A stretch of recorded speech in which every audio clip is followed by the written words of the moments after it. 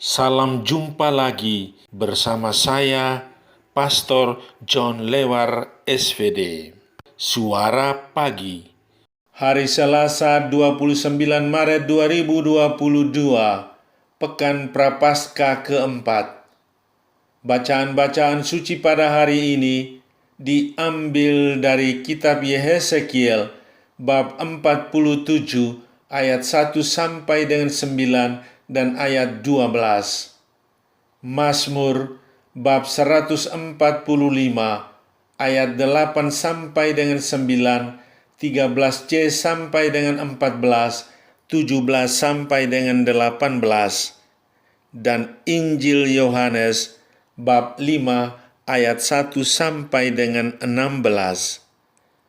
Mari kita membaca sabda Tuhan, merenungkannya, masuk dalam keheningan dan doa. Dalam nama Bapa dan Putera dan Roh Kudus, amin. Tuhan bersamamu dan bersama rohmu. Inilah Injil Yesus Kristus menurut Yohanes. Dimuliakanlah Tuhan. Sesudah itu ada hari raya orang Yahudi dan Yesus berangkat ke Yerusalem. Di Yerusalem dekat pintu gerbang domba ada sebuah kolam yang dalam bahasa Ibrani disebut Betesda. Ada 5 serambinya, dan di serambi-serambi itu berbaring sejumlah besar orang sakit, orang-orang buta, orang-orang timpang, dan orang-orang lumpuh yang menantikan goncangan air kolam itu.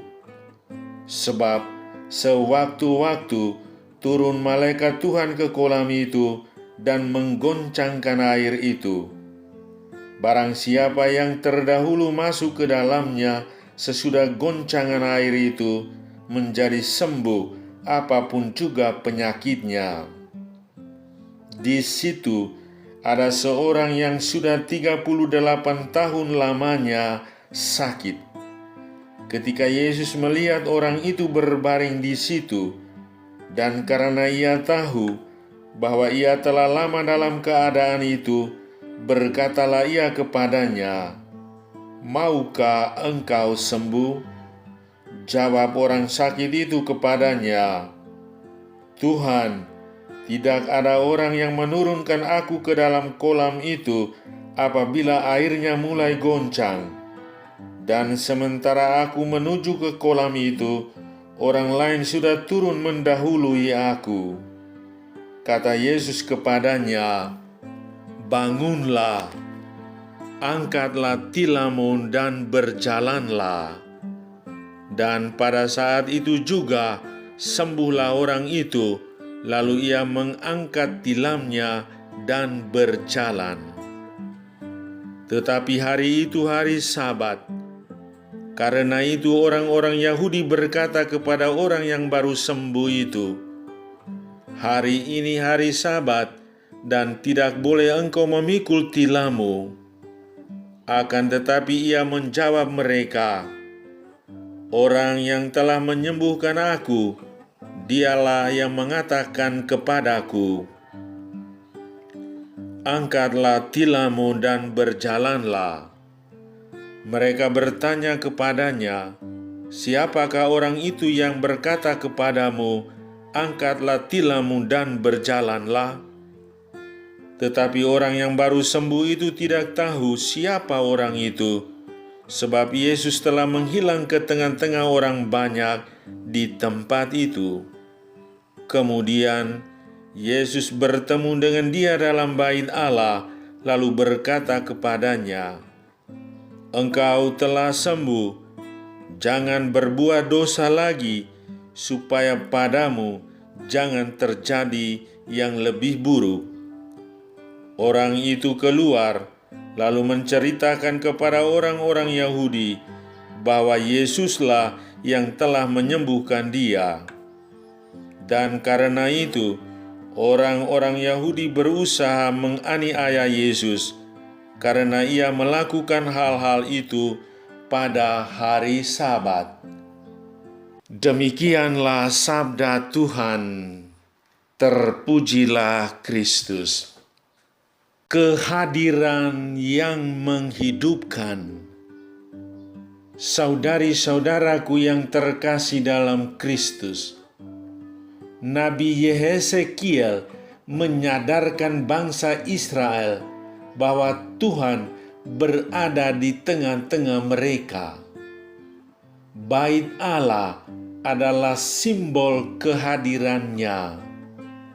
Berkat kehadiran Allah itu, bangsa Israel senantiasa beroleh rahmat kehidupan, laksana air yang mengalir dan memberikan kesuburan pada setiap tempat yang diairinya. Di mana air itu mengalir, di situ pula kehidupan itu terjadi. Kehadiran Allah yang menghidupkan itu nampak dalam diri Yesus. Dalam mujizat penyembuhan di kolam Bethesda, Yesus tampil sebagai pemberi hidup. Kepada siapa tangan Tuhan terulur, kepada orang itulah keselamatan terjadi. Yesus melihat seorang lumpuh dan berdialog dengannya. Orang lumpuh itu merindukan kesembuhan. Yesus mendengarkan keluhannya dan berkata, "Bangunlah dan angkatlah tilammu, serta berjalanlah." Orang yang sembuh itu bangun, mengangkat tilam, dan pulang ke rumahnya. Bagi orang lumpuh, kata-kata Yesus itu adalah air hidup yang menyembuhkan dia.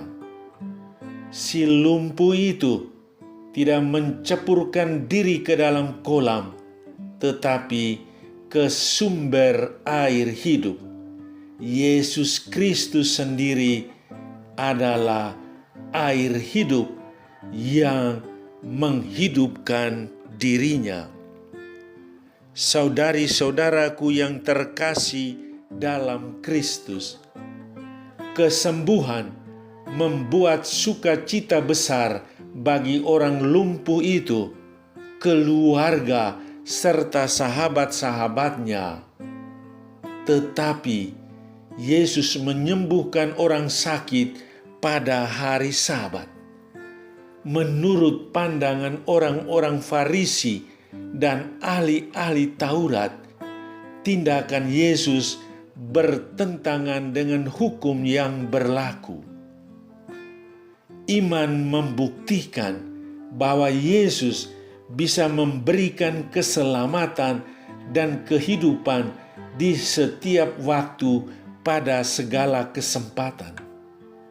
Yesus memprioritaskan kehidupan dan kemanusiaan di atas segala-galanya, termasuk aturan hari Sabat. Dan lebih dari itu, mau ditegaskan bahwa Allah berkarya hingga saat ini. Allah tidak berhenti bekerja walaupun pada hari Sabat. Yesus juga tidak berhenti bekerja sekalipun itu adalah hari Sabat. Pekerjaan Yesus dan pekerjaan Allah adalah sama. Saudari-saudaraku yang terkasih dalam Kristus, mari kita hening sejenak. Rasakan kehadiran Tuhan dalam hidupmu, seperti air yang mengalir, menyirami jiwamu yang kering, dan kini menjadi segar, menyirami tubuhmu yang sakit. Dia menyembuhkan dan menyucikan dirimu. Anda terbebas dari sakit penyakit dan penderitaan. Kehadiran Tuhan sungguh menghidupkan Anda. Marilah berdoa. Ya Allah Bapa yang Maha Kasih, syukur berlimpah kuhaturkan kepadamu, karena betapa besar cinta kasih-Mu kepadaku. Rahmat itu seperti air yang mengalir, yang menyirami jiwaku dan menyehatkan tubuhku. Semoga hidupku menjadi satu pujian bagi kemuliaan nama-Mu. Amin. Sahabatku yang terkasih, selamat hari Selasa. Salam doa dan berkatku untukmu dan keluarga di mana saja berada. Bapa dan Putera dan Roh Kudus. Amin.